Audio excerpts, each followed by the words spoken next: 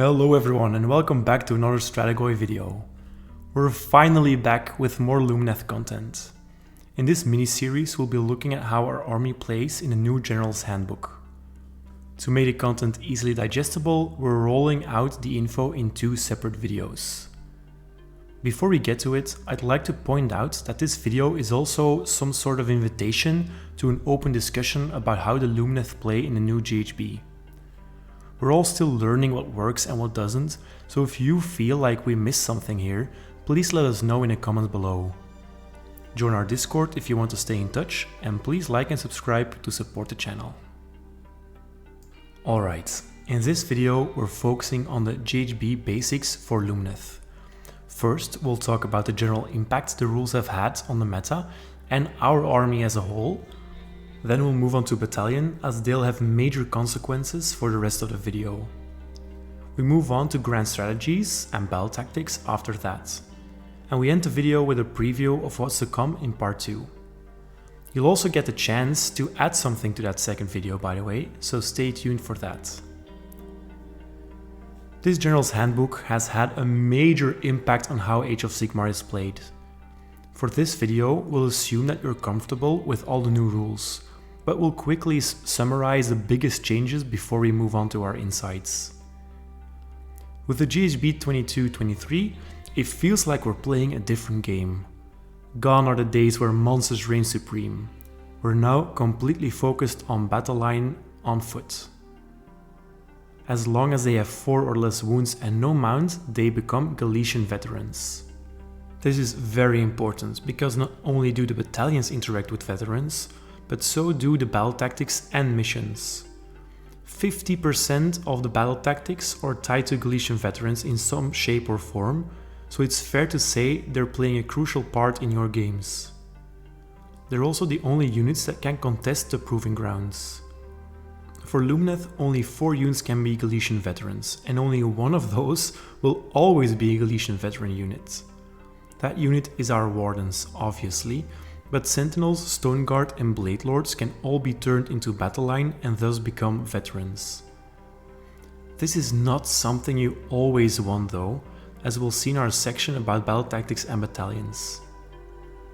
So when constructing your list, be extra careful which units you're running as battle line and which ones you aren't.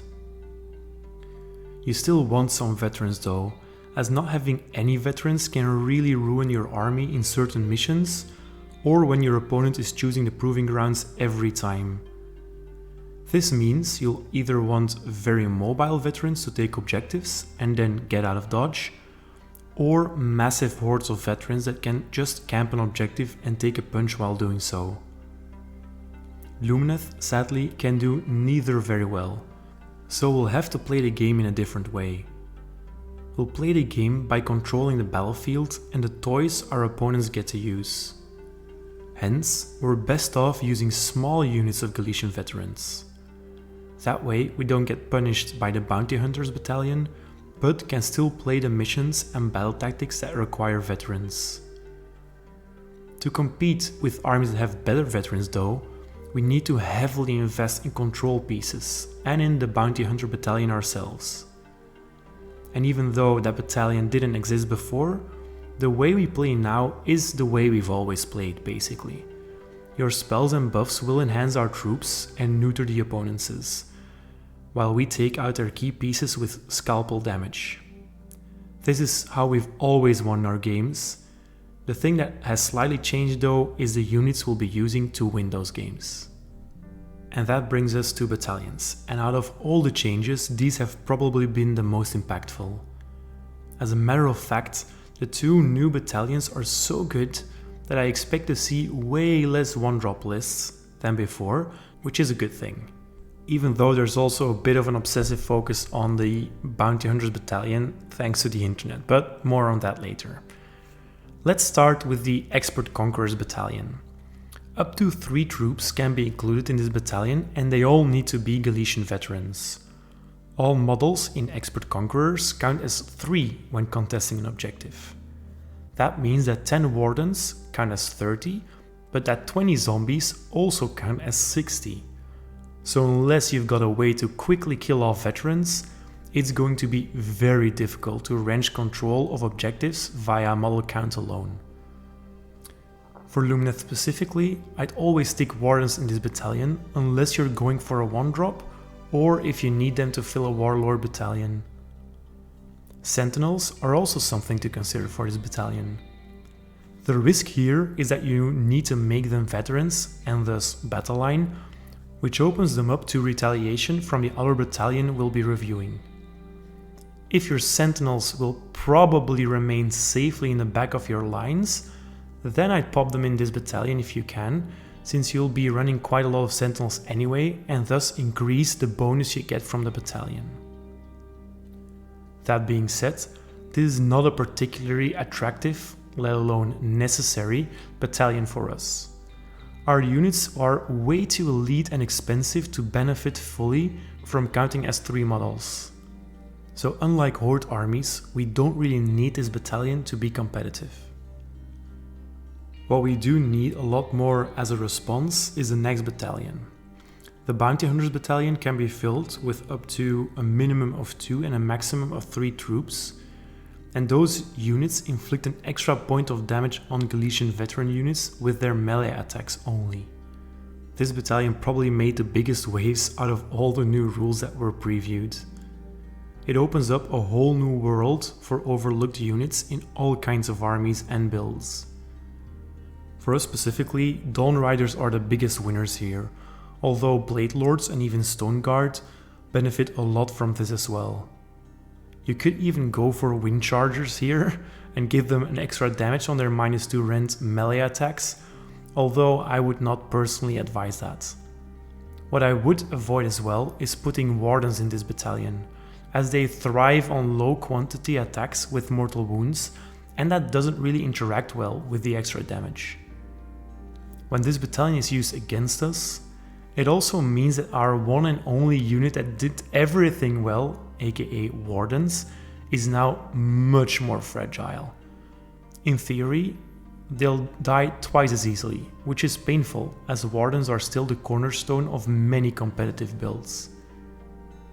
Therefore, it might be wise to avoid big blocks of fragile veteran units, like 20 or god forbid even 30 Wardens. You'll probably want to take them as minimum size units now, so that when you do lose them, it's only 10 wounds you're losing rather than 20. You could then build the rest of your army with non-Galician veteran units that remain unaffected by the Bounty Hunters. Dawn Riders are a lot better than they were before, because they fit in this battalion and they can fill a battle line slot, so they're a great pick. But honestly, Mountain Spirits are actually also quite good. Even though they can't fit in this battalion, they are as tanky as ever, and they are unaffected by the Bounty Hunters. So you can send them into enemy Bounty Hunters to keep them busy, while your more fragile Venari deal with the rest of the battlefield. I'll be playing more cows myself, as their main weakness has always been mortal wounds, and I expect to see the mortal wound focus shift a little bit, because there are so many hordes right now. Alright, now on to Grand Strats. There are 6 new Grand Strategies, and every single one of them is difficult for us to complete. No longer will we just default to the same strategy, but we might have to change things whenever our list does. In general, I think this is a great evolution of the game, as Grand Strategies were more of an afterthought, even though they were clearly meant to be these great game changers when scoring your last victory points. We'll take a look at every Grand Strategy and see how well it fits in our army. No Place for the Weak is the first strategy. To complete this one, you need to destroy all enemy battle line units on the field. Right off the bat, this is probably the most popular pick in general, but also for our army specifically. The game forces you to complete this anyway, as many battle tactics are achieved by killing Galician veteran units who are also always battle line. The Lumineth will need fast or ranged units to complete this strategy by the end of the game. Think Severeth, Dawn Riders and Sentinels.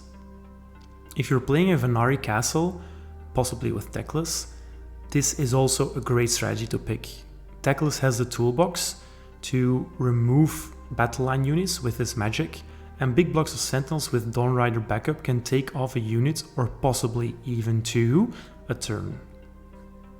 Tame the Land is next. It requires you to control all objectives wholly outside your territory. At first, I really like this strategy for us, but it becomes a major risk when you factor in the Expert Conqueror's Battalion. Generally, it's easier to achieve for fast armies that like to rush up the board anyway, like Khorne or even Sylvaneth with their teleports. For Lumineth, it's a challenge, as we're an elite army that likes to castle, so taking all the enemy objectives in a mission with more than 4 objectives, for example, might be a bit too difficult. Though it might end up working with Helm builds, I'd probably avoid taking this strategy altogether. Defend What's Ours is also one I'd give a miss. Your opponent cannot have any of his models wholly within our territory, which is nigh impossible to guarantee. With a simple teleport or even a small surviving unit, your opponent can completely ruin this tactic. You'd need a lot of tanky units to keep models out, but also enough ranged sniper damage to take out units that do manage to fight their way through your ranks. Way too difficult for Lumineth and for most other armies as well. Take What's Theirs, I like a lot more. You need to have more friendly units than enemy units in your opponent's territory. It's a great strategy for MSU builds that play aggressively. If you have enough fast units, you can still complete the strategy in turn 5. So depending on your build, it could work for us. If you bring a lot of Dawn Riders and Wind Spirits, for example, that could work, but it'll remain risky, as we're still an elite force with a small number of models and units. So any army that can do cheap MSU will outperform us here. Demonstration of Strength requires you to have 3 or more Galician Veteran units on the battlefield at the end of the game. This is highly unlikely to ever be the case, as the game wants you to kill Galician Veteran units and battle line. For Lumineth, it's even worse, as we'll likely not bring a buttload of veterans anyway, and the ones that we do bring are usually priority targets. So I would give this a hard pass for Lumineth, unless you're running a very atypical force of MSU Venari units that you've spread out over the board. The last one is Show of Dominance. This one is tricky, because you need to interpret the wording the right way. You need to have a Galician Veteran unit in every quarter of the battlefield. That's what it says. So nowhere does it say that unit needs to be wholly within that quarter.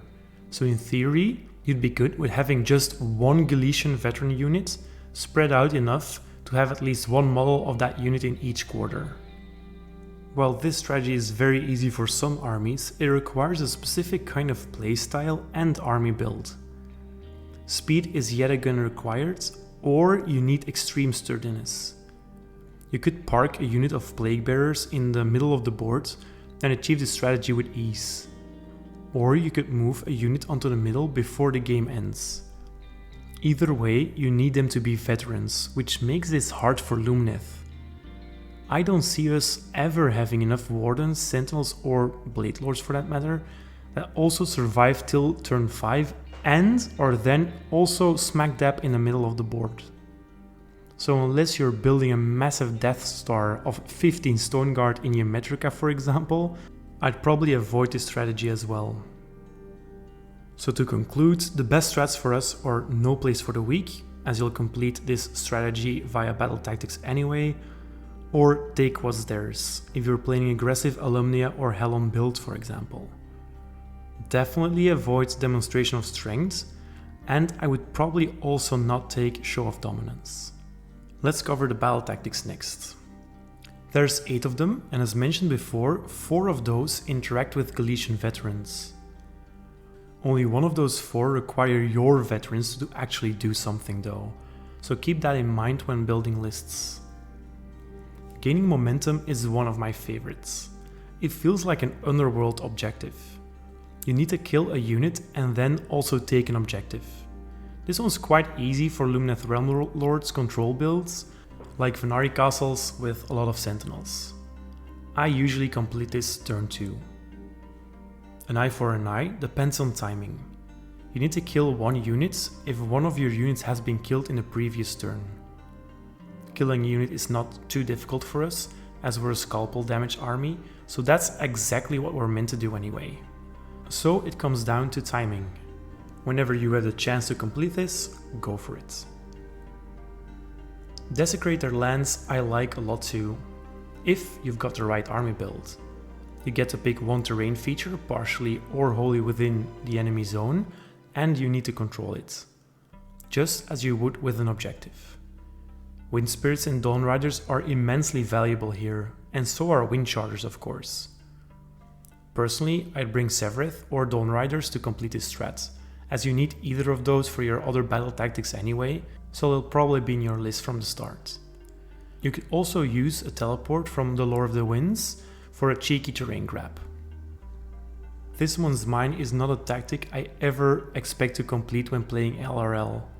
You need to destroy a unit with an attack made by your chosen general. Since our generals are generally non-combat oriented buff pieces, it's not very likely they'll land a killing blow on a unit. You should probably avoid this tactic unless you're really stuck. It is a good tactic to choose though if you're going to waste a tactic anyway, since you won't miss this one at all. Head to head is easy if you've got a bunch of sentinels. This is the only tactic where we actually need our Galician veteran units to do something. Blocks of 30 sentinels love this, and so do big blocks of wardens, although I expect to see them less than sentinels, as they're then open to retaliation from bounty hunters. Outmuscle is a fun one that is also way more tactical than you'd expect. When one enemy Galician veteran unit is contesting the proving grounds, you need to make sure no models from that unit are still contesting the proving grounds at the end of the turn. Obviously, this depends completely on what your opponent does, but you can bait him into this by choosing a proving grounds where his veterans will likely be. Be mindful though that they can do the same thing to you. If you're going second yourself and your opponent has no other good tactics left, it could also be a tactical mindfuck to simply not choose a proving grounds, and thus making it impossible for anyone to complete this tactic that round. Against the odds is the most ironically named tactic of the bunch. You get to pick one objective and you need to control it while no enemy GV units are contesting it. This is a classic turn 1 battle tactic. By the way, why are all the easy turn 1 tactics this ironically named? Ferocious Advance was anything but advancing ferociously, and there's nothing going against any odds with this tactic. Anyway, complete this one early so it doesn't become an actual challenge later on. Lastly, we've got barged through enemy lines. You need to have 2+ units wholly within your enemy's territory, and you gain an extra VP if all those units are Galician veterans. This one can be challenging for us, depending on your army composition. Once again, it becomes apparent that you need fast units in this edition. So this would be an easy tactic for Hellon and Fox builds, but it also works well with Techless and Teleports, though that does require some more planning. For other builds, it should also be doable, though you might need to invest in 2 fast units, rather than just a single Dawn Rider unit for example. All in all, these tactics are not as hard to complete as everyone expected them to be upon release. Mainly, they require 2 things that we can deliver. Fast units that can capture terrain pieces or move into the opponent's zone, think Dawn Riders and Wind Spirits for example, and units that can delete stuff, so we can easily complete gaining momentum, an eye for an eye, and even head to head. Big blocks of Sentinels, Dawn Riders, and possibly even Cows come to mind here. As you might have picked up on, I greatly value Dawn Riders, Wind Spirits, and Sentinels this edition, but more on that in part 2. And with that, that's it for part 1. To avoid a video that's more than an hour long, we divided it up into 2 parts. In part 2, you can expect to see a mission per mission review, as well as a summary of the winners and losers amongst our war scrolls. We'll also discuss list building and look at some example lists. And that's where you guys come in. I've got 2 lists lined up for the next video, but I was actually very curious to see what list you think works best. So please feel free to leave those lists in the comments or in our Discord. The best lists will be mentioned and reviewed in the next video, so I'm looking forward to seeing what you've come up with. But for now, please leave a like and subscribe if you appreciate what we do. Also share this with friends and in different Discords, as I really want this to be an open discussion, so that by the time our new Battletome comes out, I'll have enough input from different sources and enough material to make a well-educated revised guide right from the start. But with that, I'll see you next week for part 2. Cheers!